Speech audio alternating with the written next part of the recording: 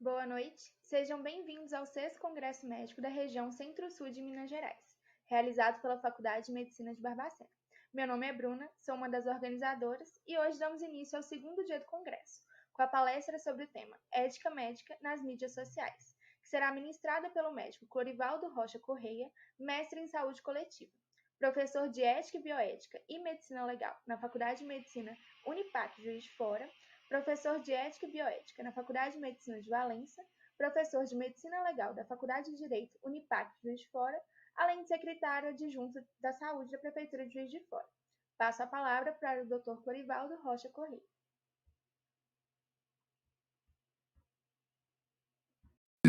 O convite feito aí pela Faculdade de Medicina de Barbacena, nossa co-irmã da Unipac aqui Juiz de Fora. Agradecer o diretório acadêmico e agradecer de uma forma especial aí o convite da acadêmica Daniele. Tá? Muito obrigado aí pela deferência, e espero poder estabelecer com vocês aí uma palestra, uma parceria, uma troca de informações que vá contribuir para a formação profissional do grupo. Então, eu vou projetar aqui a nossa tela e começar especificamente com o nosso tema, o nosso tema de abordagem com vocês é a ética nas mídias sociais. Se a gente parar e analisar o contexto que nós vivemos hoje, nós temos um mundo dominado por essas mídias. Os conceitos são criados dentro das redes sociais, os padrões de convivência, os padrões de consumo, eles acontecem dentro dessas redes. E isso impacta diretamente até nas relações profissionais. O que a gente tem visto hoje é uma procura dos profissionais médicos por essas mídias na busca justamente de se colocar dentro de um espaço do consumo, do espaço aonde as pessoas hoje transitam e seria justamente o local aonde haveria uma maior chance, vamos colocar assim, de negócios por conta justamente desse tipo de exposição dentro dessas redes. Então é muito importante que a gente entenda que o contexto do mundo globalizado hoje, ele é pautado em grande parte por conta do comportamento e das criações que acontecem dentro das redes sociais. Então, na realidade, as redes sociais, elas definem o chamado mindset do mundo, justamente pelo fato delas construírem isso com bilhões de pessoas ao mesmo tempo. Então, isso é o contexto que hoje a gente vive em relação às mídias sociais.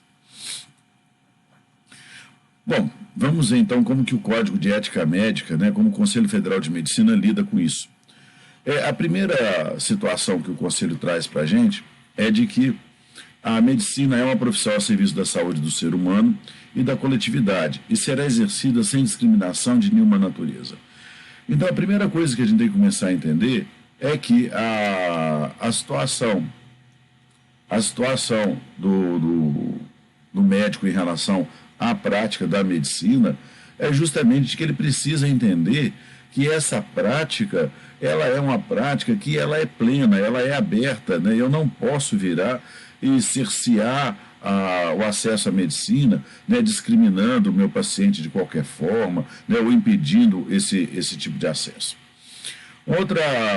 Uma outra colocação que é feita logo lá no capítulo 1, nos princípios fundamentais, é que o alvo de toda a atenção do médico é a saúde do ser humano, em benefício do qual deverá agir com o máximo de zelo e o melhor da sua capacidade profissional.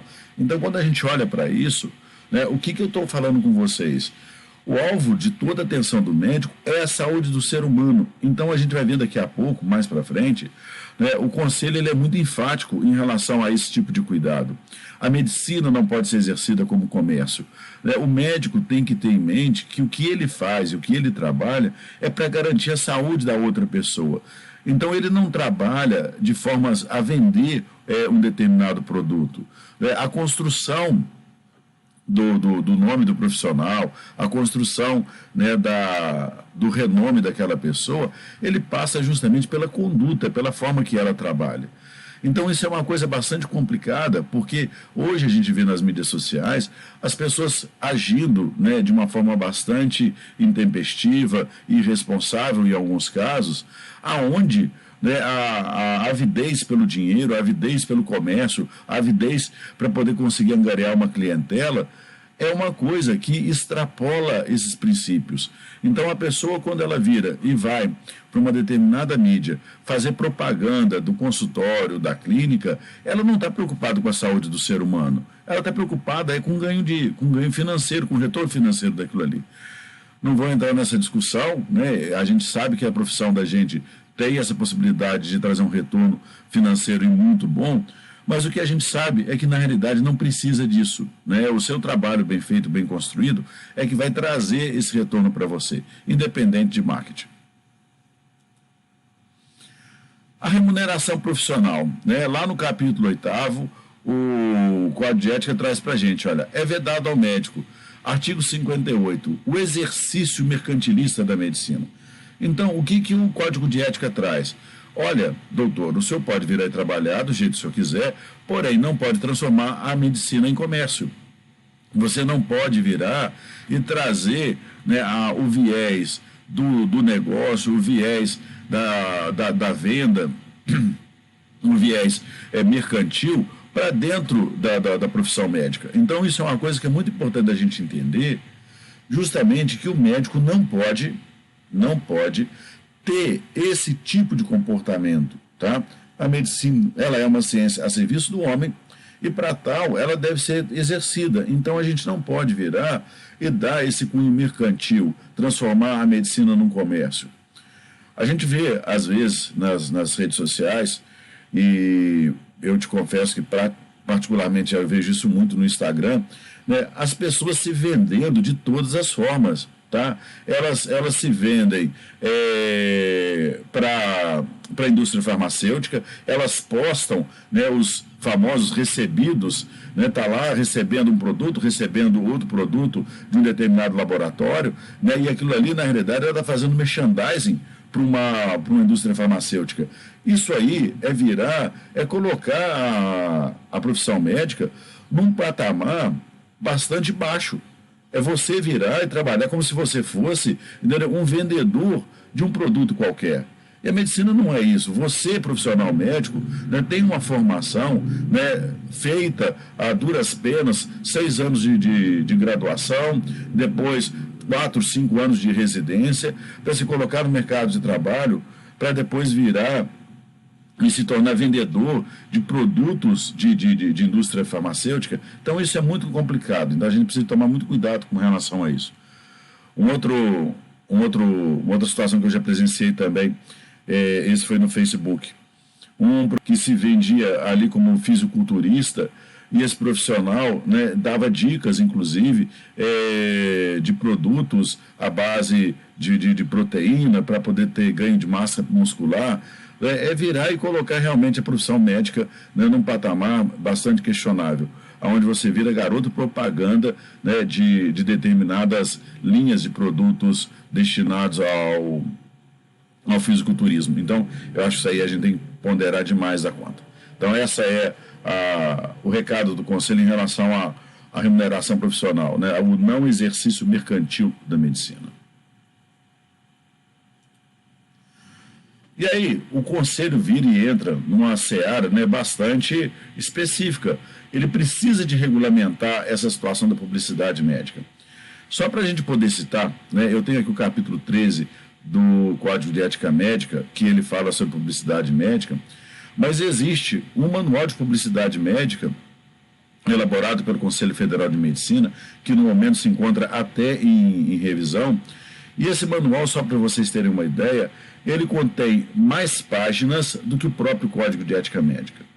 Eu acho que fica fácil da gente evidenciar, né, a importância que o Conselho Federal de Medicina dá à publicidade médica. Então, isso tem que ser uma coisa muito bem pensada, tem que ser uma coisa muito bem discricionada, para que não haja excessos e para que não hajam erros na hora de produzir esse material.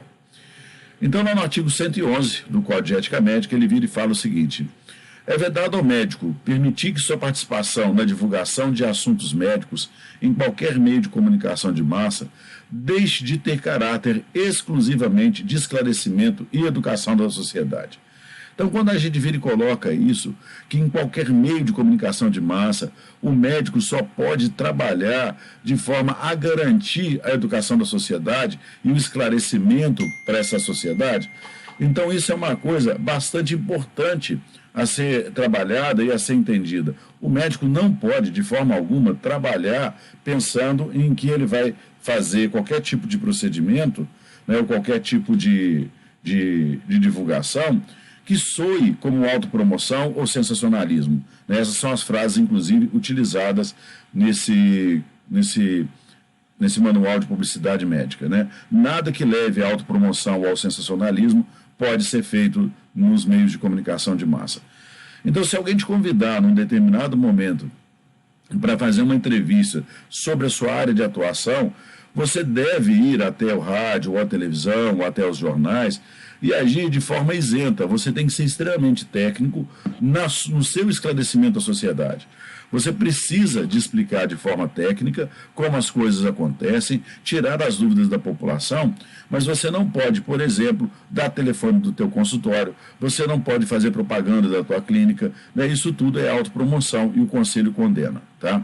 E da mesma forma também, você não pode virar e fazer tratamentos online. Você não pode virar e dar dicas, né, de medicação, essa coisa toda. Você sempre deve orientar que o paciente procure o seu médico para que o médico possa efetivamente estar avaliando aquele paciente de forma presencial.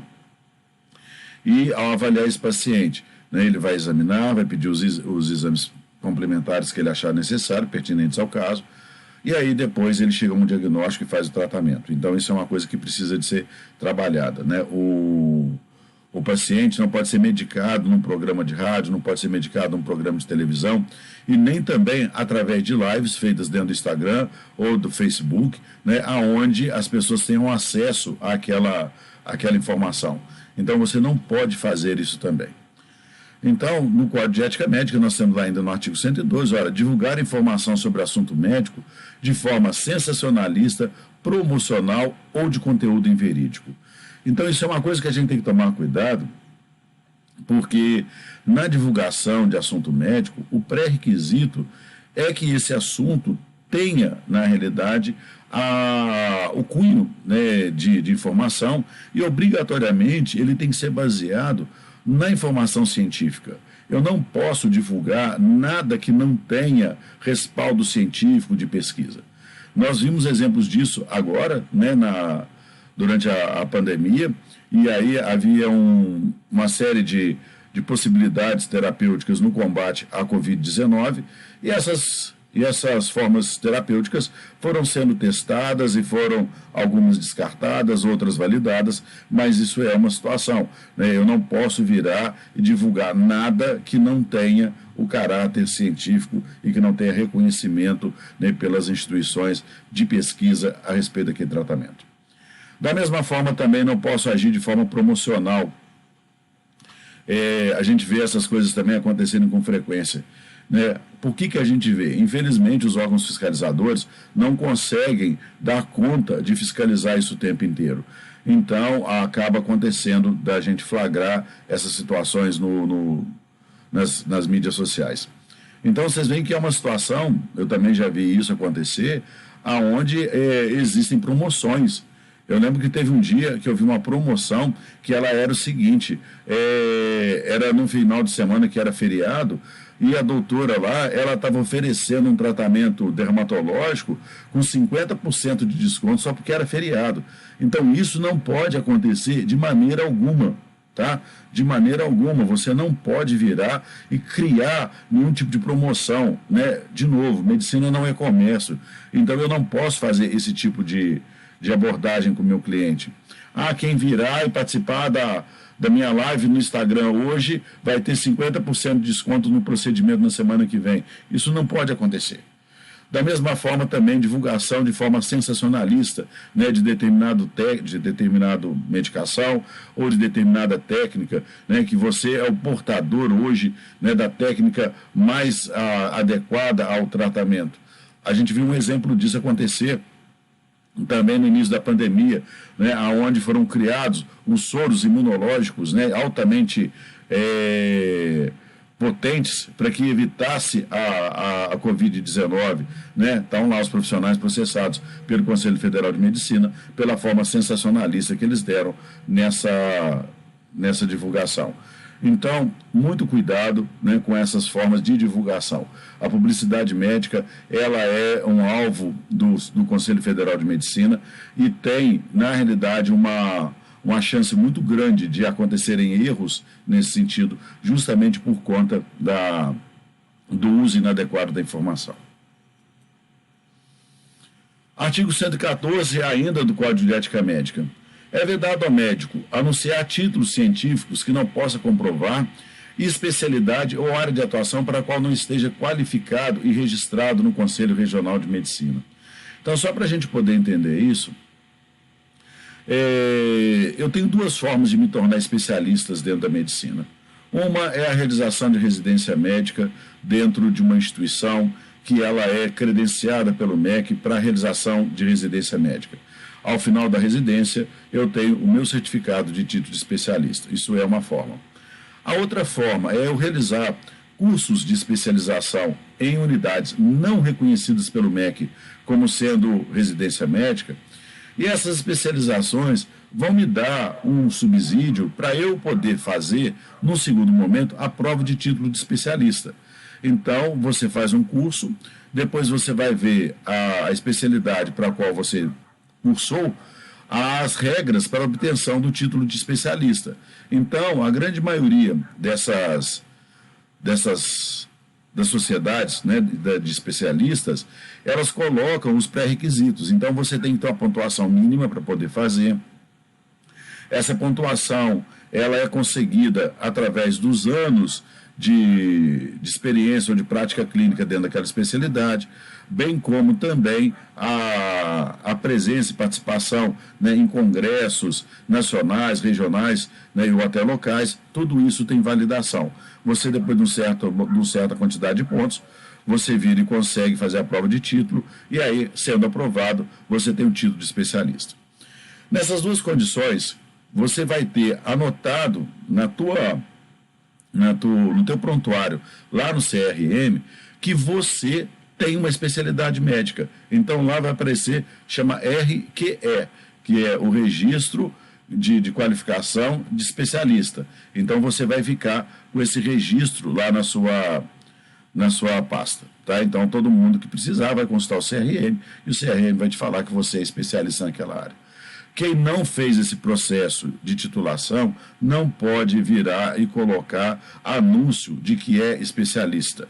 Se você virou e fez um curso que não foi realizado dentro de uma instituição reconhecida como residência médica, você não pode virar e anunciar esse título. Artigo 115. É vedado ao médico participar de anúncios de empresas comerciais, qualquer que seja a sua natureza, valendo de sua profissão. Então, você, enquanto médico, não pode servir, né, de garoto propaganda para essas empresas. Então, você não pode virar e estar se expondo, vamos colocar assim, de uma forma comercial, para defender interesses, né, de empresários que produzem medicações na área de saúde. Então, isso é uma coisa proibida, né? Você não pode, enquanto médico, validar ou se expor para poder fazer isso. Então, é só mais um lembrete de que isso também é proibido.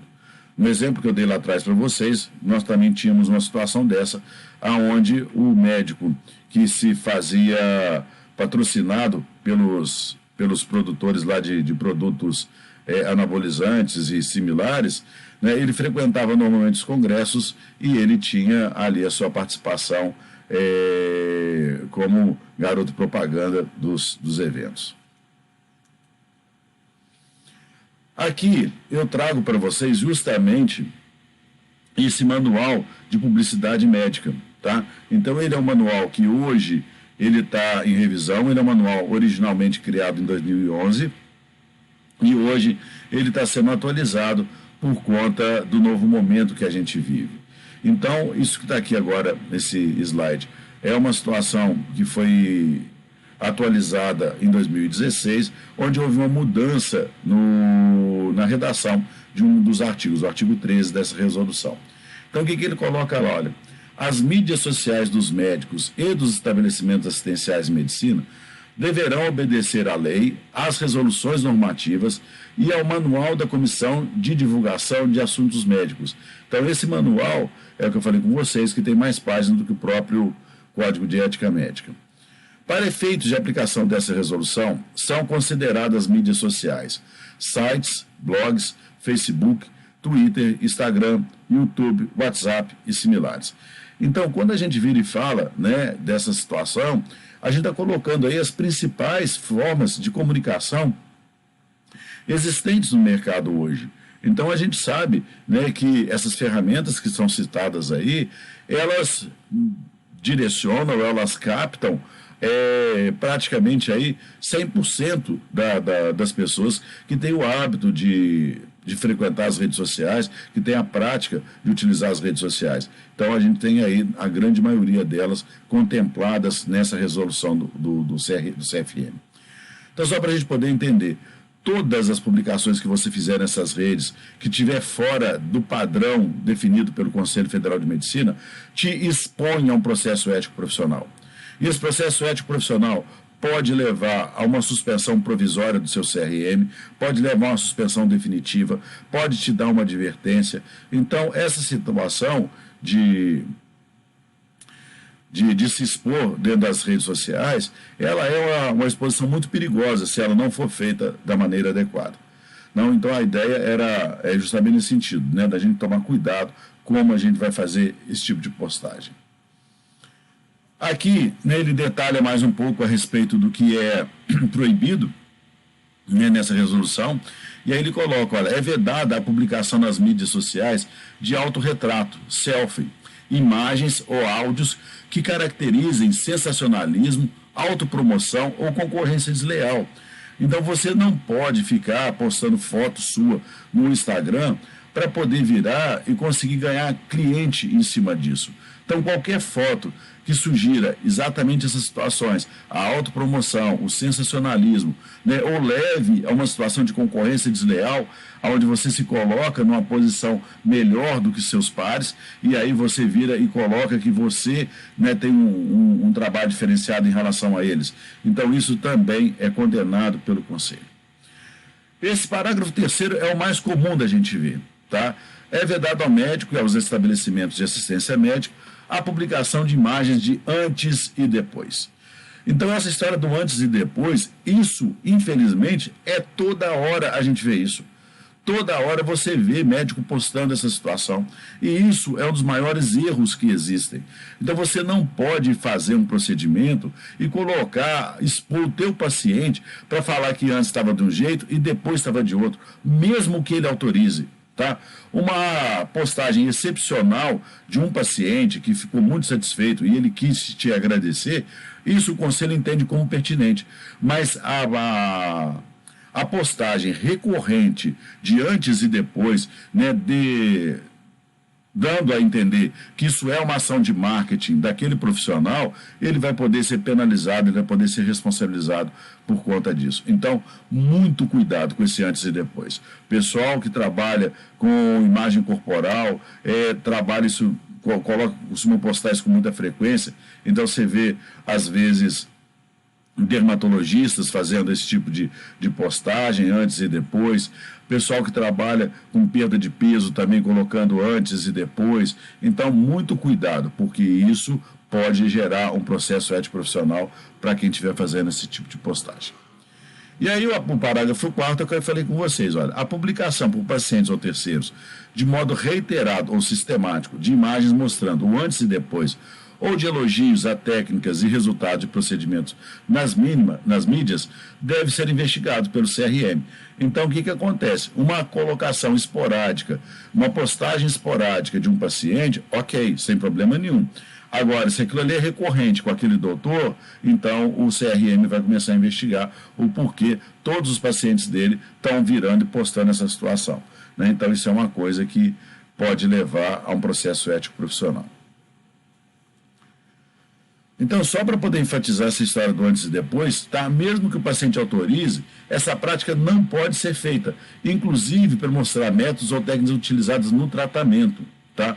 A conduta pode ser caracterizada como uma tentativa de autopromoção, o que pode levar à concorrência desleal, igual a gente já colocou lá atrás. Pode ser investigada pelo CRM essas situações em que um profissional usa o antes e depois para se promover. Muito cuidado, que até em congresso médico isso é complicado, tá? A exposição de pacientes em congresso, ela também é questionada pelo próprio conselho, né, no momento que ele diz o seguinte: se a exposição ela é muito específica e se ela é realmente necessária, ela pode até acontecer, mas caso contrário, não há justificativa para a exposição, para a identificação de nenhum paciente, mesmo em congresso médico. Se ele tem uma determinada lesão, você mostra a lesão, né? Se não for na face, não for em nenhum local de identificação, você mostra simplesmente a lesão, mas não vai mostrar o rosto do paciente, nada que pudesse fazer com que ele fosse identificado. Outra coisa que o Conselho também traz, né, é a situação da consulta por chat, né? Então, hoje, a gente está vivenciando uma situação nova, que é, com o advento da pandemia, o Conselho Federal ele autorizou a realização da telemedicina, mas ele autorizou a realização diretamente entre o paciente e o médico. Então, o médico vai virar e vai consultar o paciente, né, na excepcionalidade de não poder fazer uma visita presencial, de uma forma direta. Então, eles, através de uma determinada plataforma, eles vão fazer aquela consulta. Porém, isso é uma situação que ela é provisória. De forma alguma, eu posso consultar, né, pelas redes sociais para atender a toda uma população. Então, eu não posso abrir um canal no rádio, numa televisão, em algum lugar, e ficar ali dando receitas, né, ou trabalhando consultas por qualquer meio de comunicação de massa. Então, isso é vedado. Só para a gente poder deixar isso bem claro, para que não haja dúvida também. Então, virar e fazer live de novo, lá no Instagram e no Facebook, e ficar, né, ali no chat, respondendo as pessoas, né, a respeito de condutas médicas, de tratamentos médicos, de exames a serem realizados, isso também é condenado pelo Conselho Federal de Medicina.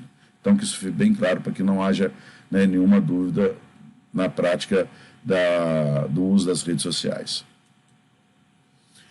Então, aqui eu trouxe para vocês um resumo do que pode ser feito dentro das redes sociais. Então, você divulgar o número do seu CRM e o seu registro de especialista, não tem problema nenhum, tá? Fazer ações de esclarecimento sobre doenças e questões de saúde com cunho cientificamente comprovado, também não é problema nenhum. Divulgar tratamento disponível no mercado, né, sem que haja autopromoção, também não tem problema. Né, conteúdos que mostrem evidências e estudos, sempre com a ressalva de que cada caso é único. Então, não é possível prever sucesso de resultados para toda a população. Então, isso é muito interessante a gente entender que eu não posso generalizar quando eu viro e faço algum tipo de reportagem, aonde eu coloco que todo mundo pode ser beneficiado daquilo. Não. Existem as especificidades de tratamento, né, e as respostas individualizadas. Então, um determinado tratamento pode funcionar para uma pessoa e não funcionar para outra. Então, eu preciso de ter esse tipo de noção. Promoção da saúde e prevenção de doenças é um tema recorrente, né, nas matérias de divulgação da medicina. Então, toda e qualquer informação que a gente puder estar trazendo para a população em termos de melhorar a condição de saúde dele, e aí já entra o próximo item, né, estimulando a bons hábitos de vida, e aí você vira e vai trabalhar, por exemplo, cessação do tabagismo, você vai trabalhar a cessação do alcoolismo, estímulo à prática de atividade esportiva, combate à obesidade, combate ao sedentarismo, tudo isso é importante de ser feito. Então, com esse viés, você pode tranquilamente virar e fazer as suas inserções dentro das redes sociais. Então, muito cuidado, porque você não precisa, na realidade, de fazer uma exposição agressiva de antes e depois, ou alguma coisa muito incisiva, porque você está sujeito a processo ético profissional. Quando você cria uma construção dentro desse contexto que está aqui, isso é um parecer, inclusive, do próprio CRM, a respeito do que o médico pode postar, você vai criando uma imagem em torno do seu nome, uma imagem sempre positiva, né? Olha, aquele médico está sempre preocupado em dar umas dicas para a gente de saúde, né? Ele sempre fala, né, das doenças, o que a gente tem que tomar cuidado. Então, isso é uma construção muito positiva, que você gera um marketing positivo para você. Tá? Então, isso é uma coisa que a gente tem que tomar cuidado, para não precisar de cair, né, no campo ali do mercantilismo. Recomendação para que as pessoas procurem ajuda médica para atendimento individualizado. Isso é outra coisa que é importante também da gente destacar, que quando alguém tem algum problema de saúde, ela precisa de receber um atendimento específico para o problema dela. Eu não posso generalizar, né, tratamento, às vezes, nas redes sociais. Então, a pessoa está com algum tipo de problema, eu preciso de orientá-la. Assim, olha, seu problema precisa ser avaliado por um médico, você vai procurar o seu médico e vai fazer uma avaliação com ele. Então, isso é a forma correta da gente poder estar atendendo as normativas do Conselho Federal de Medicina no que tange ao uso das redes sociais. Então, aqui é só mais um recadinho final, né, para poder trazer para vocês aí o contexto, né, do uso das mídias sociais. As redes sociais representam, na realidade, uma verdadeira revolução na forma de interação entre as pessoas, inclusive dos médicos e pacientes. Então, a gente precisa se adequar a esse novo momento, à utilização dessas ferramentas, né, de forma correta. Regras relacionadas à publicidade médica e os profissionais de medicina precisam estar cientes sobre como se comportar digitalmente, né? Então, a gente precisa de ter, no profissional da medicina, essas atualizações como essa que a gente está fazendo aqui agora, para deixar as pessoas informadas da forma adequada que elas podem estar utilizando a publicidade médica, né, e fazendo um correto uso das redes sociais. Esse ainda é um terreno desconhecido para muitos médicos que se aventuram na internet sem saber o que pode e não pode ser publicado. Então, a importância da disciplina de ética médica, né, ela passa também por essa situação, aonde a gente vai virar e vai esclarecer aos alunos e aos profissionais médicos sobre o regramento vigente sobre essa situação da publicidade médica. Então, é muito importante que os médicos tenham isso, né, no seu dia a dia como sendo uma regra, né, para trabalhar. Toda vez que você tiver dúvida em relação a um determinado procedimento, vai lá no portal do Conselho Federal de Medicina, com certeza vai ter uma regra a respeito daquele assunto. E se não houver um conselho, ele acata esses questionamentos. Se você tem dúvidas sobre algum tema que não está ali relacionado, você pode pedir ao conselho e ele vai estudar o seu pleito, a sua dificuldade e vai te responder. Aqui uma outra coisa que é interessante também, tá? É você separar os seus perfis, tá? O perfil profissional e o perfil pessoal. Você pode ter o seu perfil pessoal lá, por exemplo, no Instagram, e pode ter o seu perfil profissional separado. Então, você tem situações que você vai postar relacionadas à sua vida privada e outras à sua vida profissional. Então, cuidado, né? Porque isso daí não pode se misturar. Então, a dica do conselho, inclusive, é nesse sentido, que você tenha dois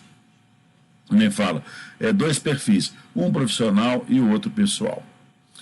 Como a autopromoção é a prática condenada e passiva de investigação por parte do CRM, uma opção é criar as duas modalidades, ou seja, os dois perfis, para deixar cada esfera de vida bem delimitada. Então, vocês veem que o próprio conselho, né, enfatiza isso daí.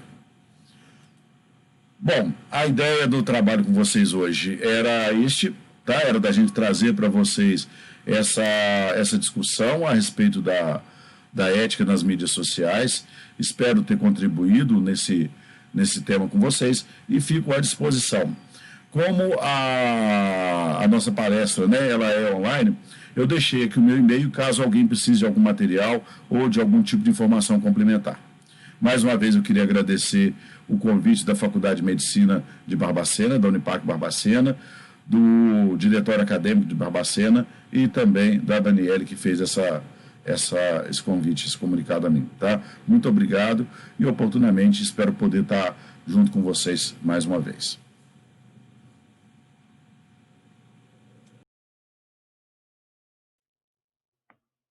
Agradecemos ao Dr. Corivaldo Rocha Correia pela incrível palestra. Chamamos agora a segunda palestrante da noite, com o tema Acretismo Placentário. Doutora Jaísa Santana Teixeira, médica formada pela Faculdade de Medicina de Barbacena, ginecologia e obstetrícia pela Maternidade Odete Valadares, em Belo Horizonte. Durante a graduação, em medicina teve participação no diretório acadêmico Dr. Eloy Henrique Dutra Câmara e atuou como presidente na diretoria da Liga Acadêmica de Ginecologia e Obstetrícia de Barbacena. Passo a palavra para a doutora Jaísa Santana Teixeira. Que legal o currículo dela. Eu acho que... Boa tarde a todos. Para quem não me conhece, meu nome é Jaísa. Eu formei em Barbacena em 2018.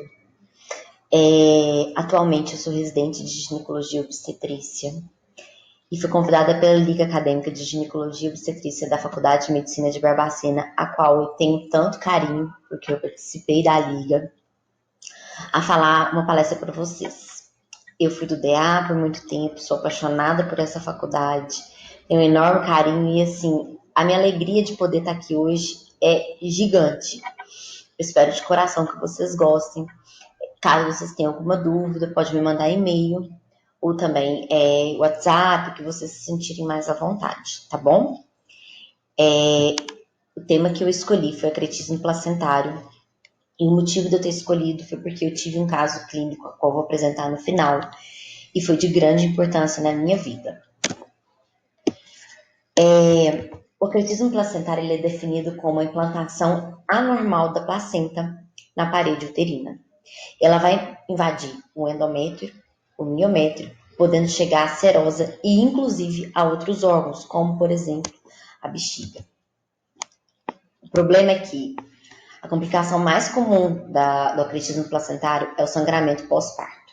Esse sangramento ele tem grande risco de transfusão sanguínea e o que repercute na mortalidade materna. A placenta acreta ela é uma das principais indicações de histerectomia de emergência periparto, em 49 a 64% dos casos, de acordo com o UpToDate. A incidência. Uma revisão sistemática de 2019, com 7.001 casos de placenta acreta, em quase 5,8% dos nascimentos, uma prevalência de 0,17. Como que a gente vai saber se, nossa, esse valor é alto ou é baixo? Segundo a literatura, fala que o número de casos de acretismo placentário está aumentando exponencialmente. E o maior causador disso é o alto número de cesarianas. Os fatores de risco. É um paciente que mostra ultrassom evidenciando placenta prévia, uma idade materna avançada, multiparidade. A multiparidade, você pensa assim, nossa, um útero onde já teve várias gestações, é um útero que já não é uma parede mais fibrosada, uma parede mais sofrida. Cirurgia prévia, principalmente cesariana, mas pode ser também miomectomia, curetagem uterina ou ablação endometrial. Como é feito o diagnóstico? O ultrassom morfológico, no segundo trimestre, que vai ali por volta de 21 a 23 semanas, vai mostrar para você uma placenta de inserção baixa. Com 26 a 28 semanas, você vai repetir o ultrassom da paciente. Por que 26 e 28 semanas? Devido à migração placentária. Ela tende a migrar, então você vai reavaliar esse ultrassom à medida que o útero cresce, né? Nesse de 26 a 28 semanas, vai evidenciar uma placenta prévia. Quando isso acontecer, você já vai procurar os sinais de acretismo. Como que você procura? Pode ser pelo ultrassom ou pela ressonância magnética. O ultrassom é um método seguro, ele é indicado para pacientes de alto risco, ou seja, que ela tem mais de um fator de risco, e tem uma sensibilidade e especificidade de 80% a 90%, respectivamente. Quais são os critérios de acretismo no ultrassom? Você vai perder aquele espaço hipoecóico retroplacentário. Esse espaço hipoecóico é um espaço livre, então você vai perdê-lo. Além disso, um adelgaçamento do miométrio, perder a interface útero-bexiga, ela vai ficar toda irregular, além das lacunas e um fluxo turbilhonado do Doppler. Por quê? Quando a placenta invade a parede miometrial, a placenta é um órgão altamente vascularizado. Como a gente vai ver nessas setinhas aqui, ó, pretinhas, mostra o fluxo do Doppler aumentado, o fluxo de Doppler turbilhonado. Além disso, a perda do espaço hipoecóico retroplacentário e perde a interface útero-bexiga. Tem também a ressonância magnética. Tem a mesma especificidade e sensibilidade do ultrassom. Porém, o uso da ressonância magnética é para confirmar os casos equivocados não vistos no ultrassom. As vantagens. Ela vai avaliar uma melhor profundidade do miométrio invadido. Anteriormente visualiza a bexiga e posterior a invasão do paramétrio. E, se a placenta tem inserção posterior, não é possível visualizar no ultrassom. A imagem não capta, por isso você usa a ressonância magnética nesses casos para avaliar a invasão do paramétrio. Quais são os critérios da ressonância magnética? Você vai ver um abalamento uterino na bexiga, uma visualização da invasão miometrial da placenta, a vascularização da placenta anormal e a interrupção focal do endométrio. Eu gosto muito dessa imagem porque ela mostra, olha como que a placenta invade, podendo, inclusive, posteriormente, né, chegar até o reto. É um caso muito grave, é um caso que existe uma equipe multidisciplinar para avaliação. Nessa imagem, olha como que você pode ver o sinal da placenta invadindo a parede anterior, principalmente bexiga. E qual que é a classificação do acretismo placentário? Temos a placenta acreta, a increta e a percreta. A increta vai invadir o miométrio até um terço superior da sua parede. Já a increta vai penetrar todo o miométrio e a percreta podendo chegar até a serose e invadir outros órgãos. Olha essa imagem. A placenta normal, a placenta acreta, invadindo o endométrio, increta, penetrando o miométrio e a percreta chegando até a serosa. O grande problema. Quando a gente está na cesariana, a gente tira o bebê, clampa o cordão e começa a dectação placentária.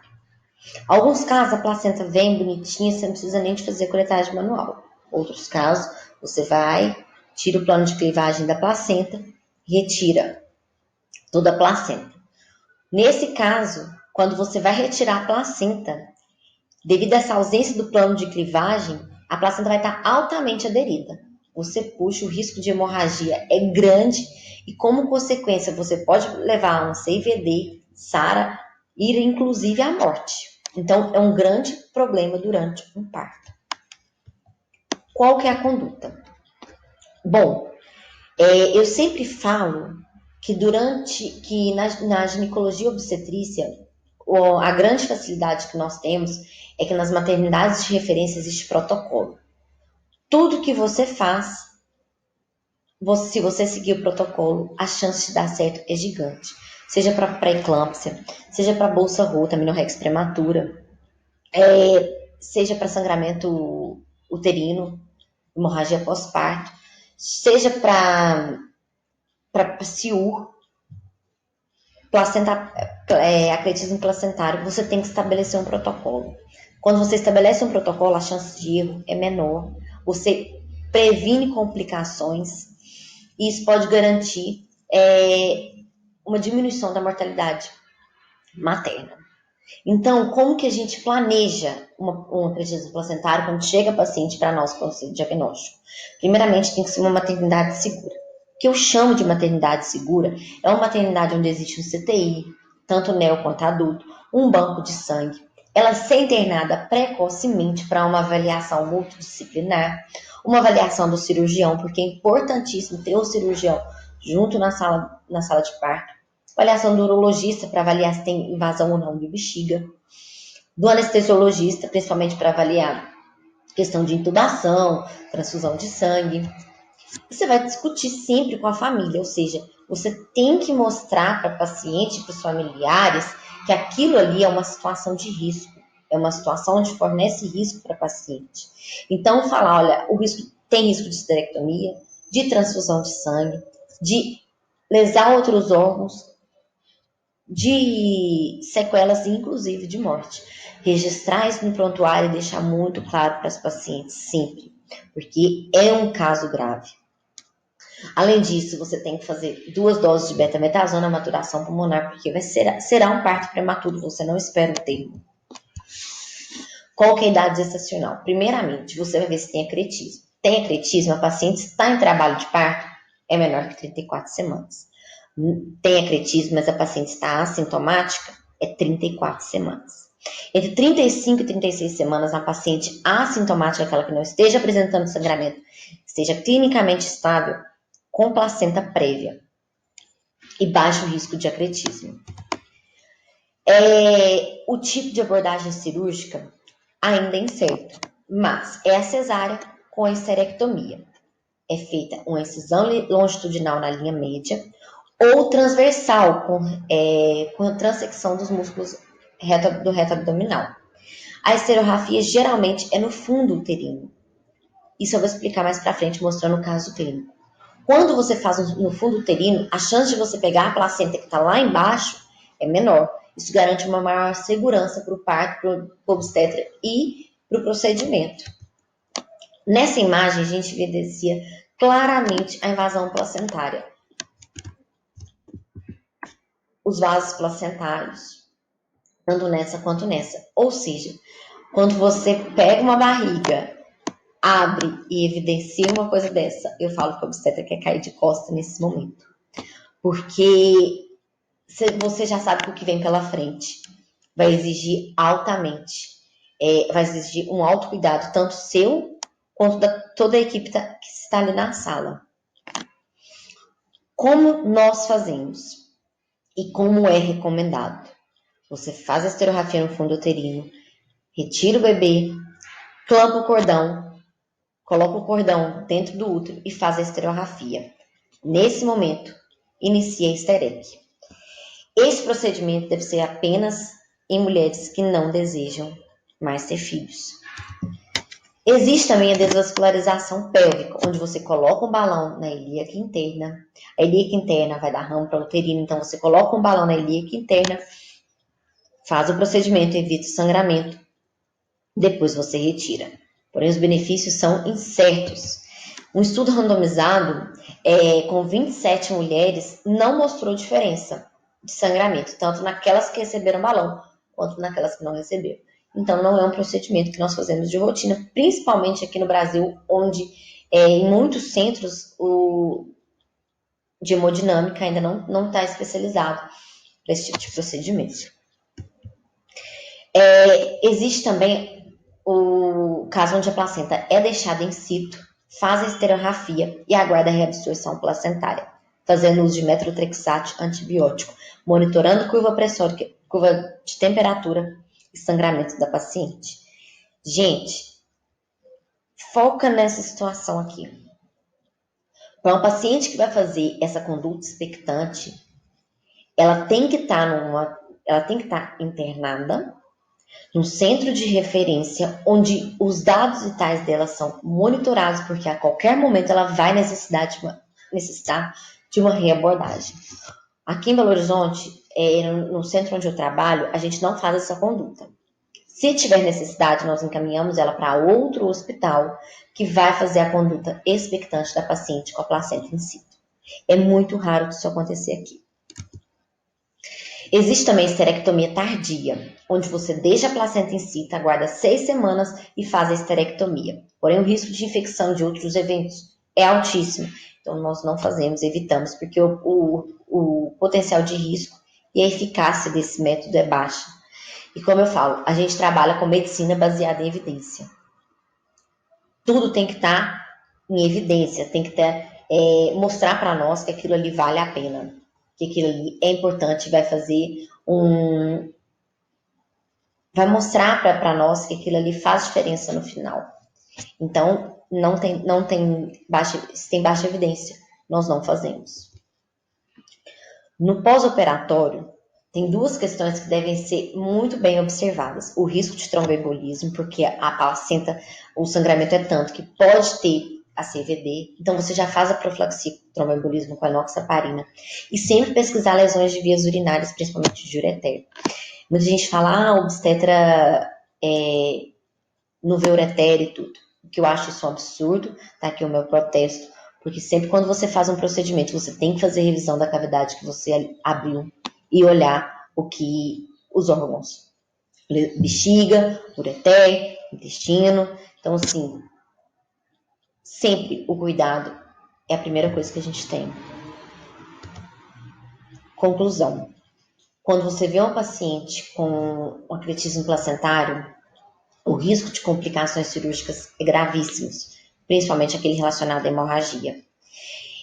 Essas mulheres que têm fator de risco, que eu falei lá atrás, uma idade materna avançada, cesariana prévia deve ser pesquisado.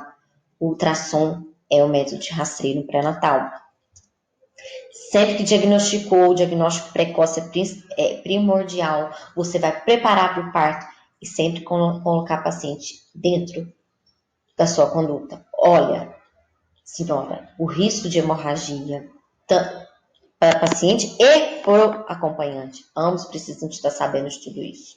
O risco de complicação é grande, mas nós vamos fazer o possível para evitar uma hemorragia, uma esterectomia, mas saiba que ele existe. Então, que você e seu acompanhante estejam sabendo. Eu vou apresentar agora um caso clínico e mostrar para vocês como que é importante um protocolo, como que é importante um fluxograma de atendimento. E um tema fácil que eu trouxe para vocês, mas é um tema que não é valorizado. Às vezes você olha o ultrassom, não vê a inserção da placenta. Quando chega lá, abre a barriga da paciente, tá aquela placenta na sua frente e você fala assim, não me preparei. Era uma paciente que eu tive na MOV no final do ano passado. JGS, 43 anos, gesta 4, um parto normal e 2 cesarianas prévias. Gente, 2 cesarianas prévias. Quantos pacientes que a gente pega com 4, 5? Olha o risco. Ela estava com 36 semanas. Foi admitida na MOV no dia 16 do 11 para cesariana eletiva, com suspeita de acretismo placentário, porém sem vazão vesical, no ultrassom de 33 semanas. Ela era do nosso PINAR nosso que eu falo é o pré-natal de alto risco, consistindo de Maitânia e trombose da veia ilíaca esquerda, placenta prévia marginal e acretismo placentário. Estava em uso gestacional de 40 mg de 12 em 12 horas de enoxaparina e o AS. Fazia uso prévio de varfarin em dias alternados. Nós preparamos para essa paciente. Comunicamos o cirurgião geral, fizemos 4 doses de dexametasona e o repique de beta no dia 15 do 12. Reservamos vaga no CTI, fizemos reserva de banco de sangue e comunicamos a pediatria. Nós fizemos a cesariana dela no dia 16 do 12. Gente, nessa cesariana estava 3 residentes, um obstetra-chefe, 2 anestesiologistas e um cirurgião. Ou seja, nós estávamos com uma equipe completa. A 8h13 o bebê nasceu com a 8h09.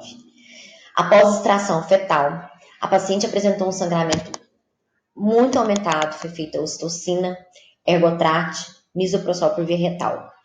Não resolveu, evoluiu com choque hipovolêmico. Recebeu 800 ml de plasma, 600 de concentrado de 7 unidades de plaqueta. Optado então pela histereia com Salpingec. Teve uma lesão vesical inadvertida, deixados 2 drenos, o direito intracavitário e o esquerdo subaponeurótico. Às 15h56 eu fui chamada no CTI. Eu encontrei essa paciente entubada com uma frequência cardíaca de 148, uma pressão de 10/6. E o dreno, olha só, o dreno intracavitário estava com 100 ml. Gente, isso aqui é sinal de sangramento. Ela está gritando para mim que ela está sangrando. Às 17 horas, ela já foi reabordada e foi encontrado pronto de sangramento ativo na cúpula vaginal e na parede vesical. Foi feita sutura hemostática, a paciente encaminhada novamente para o CTI, onde apresentou estabilidade hemodinâmica. No dia 18/12 foi iniciada a enoxaparina e antibiótico metronidazol 500 de 8 em 8 ceftriaxona para tratamento de infecção de ferida operatória. Ela recebeu um concentrado de hemácias 19/12, porque a hemoglobina dela 6,1, mas estava estável já estubada. No dia 21/12 teve alta do CTI, foi para a nossa enfermaria de alto risco para fazer a ponte enoxa para Marevan. Teve alta no dia 28/12 com Marevan alternados com enoxaparina e cefalexina via oral por causa da lesão inadvertida da bexiga. Essas são as minhas referências utilizadas para fazer essa palestra. Mas eu quero falar uma coisa para vocês. Qual foi o problema durante esse caso clínico? Primeiramente, olha a idade gestacional da paciente, o que eu falei de protocolo. Nós priorizamos 35 a 36 semanas para placenta prévia com suspeita de acretismo placentário. Essa paciente tinha uma suspeita de acretismo placentário, porém o ultrassom não estava demonstrando invasão vesical, então foi optado por uma interrupção com 35 semanas. Porém, a médica dela falou, não, vamos então com 35. Porém, todo mundo, não vai ser 35 não, vamos 36, é só suspeita mesmo. Outra coisa, durante o procedimento, nós abrimos a barriga da paciente, vamos fazer a estereografia em fundo uterino. Dito e feito, deu errado. Fizemos a estereografia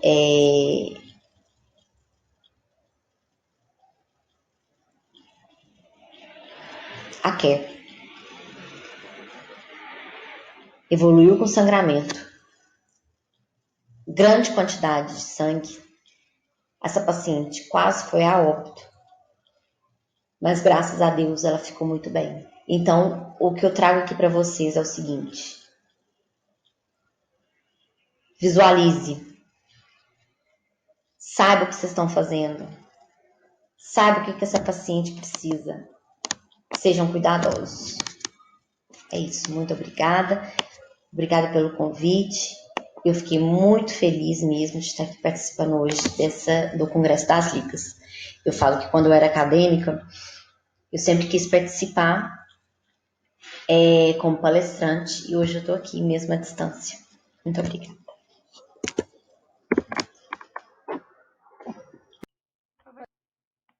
Agradecemos a doutora Jaísa Santana Teixeira pela excelente palestra e agradecemos a todos pela audiência. Gostaria de agradecer também aos nossos patrocinadores, MedSkill, MedBeta, Whitebook, Fibra Cirúrgica, ND Spirit, Sang, Editora Manoli, Cult Decor, Medway, Viva Eventos, Medcel, Ponto Saúde e Somit. Esperamos vocês na sexta-feira, dia 16 de outubro, para mais um dia de palestras, no 6º Congresso Médico da região Centro-Sul de Minas Gerais. Boa noite.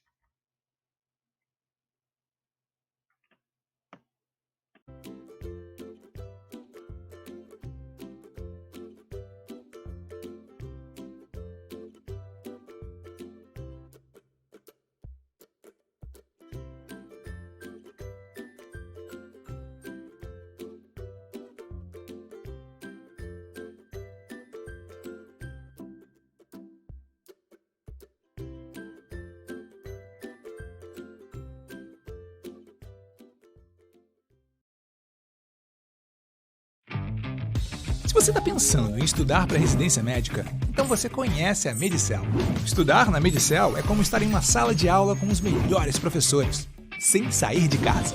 É contar com o suporte do coach de aprovação, um profissional do nosso time dedicado a te ajudar, organizando o seu plano de estudos e te mantendo focado.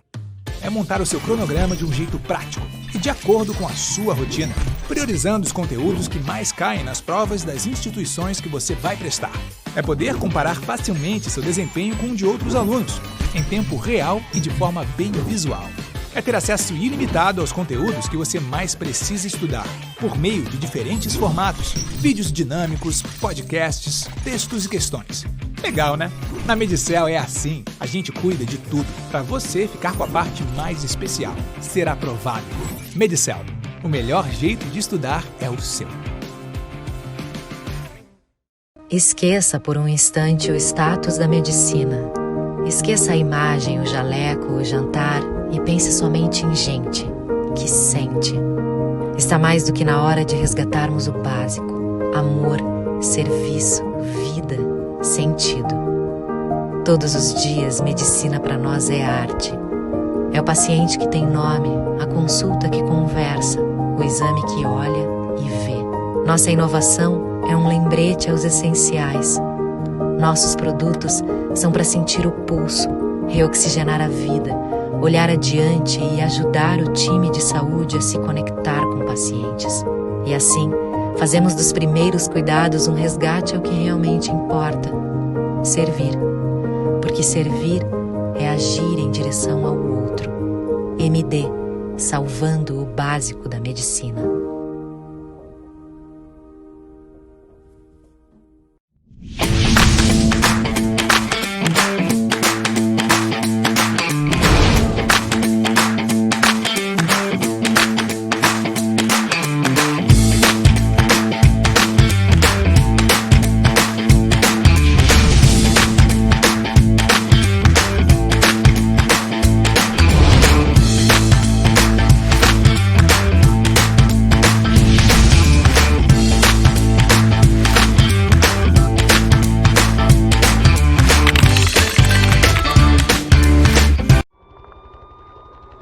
Todos nós temos sonhos.